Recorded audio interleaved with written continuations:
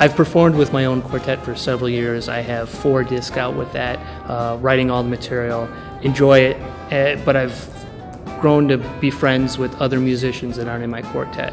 Guys like Greene, who's another saxophone player that we're good friends. We don't usually end up on the same gig together.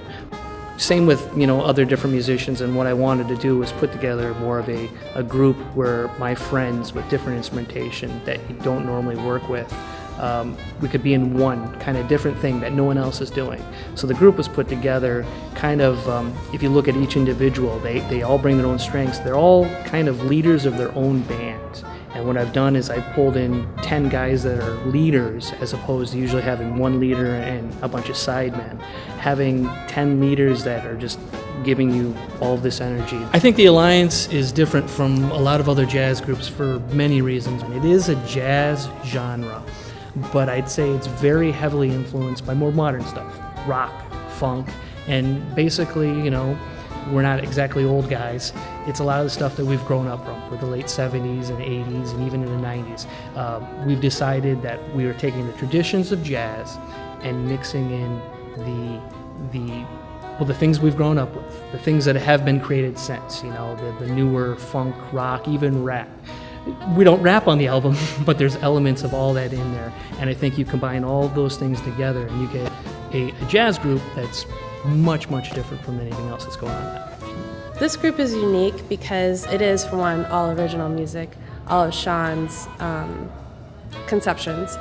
And I think it's different because there's so many of us and it's such a unique instrumentation. You don't ever really see 2 double basses or 2 French horns in a group, ever.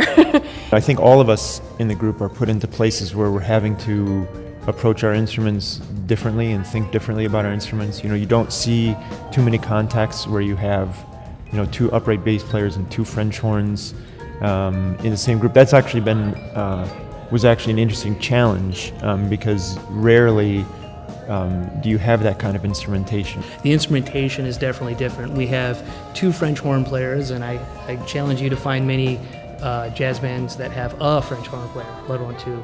We also have 2 upright bass players that kind of go back and forth in the role of comping, walking, as well as bowing and playing melody. So it really gives us the flexibility of both having a string section and with having 2 separate rhythm sections, so we're not doing the same old thing.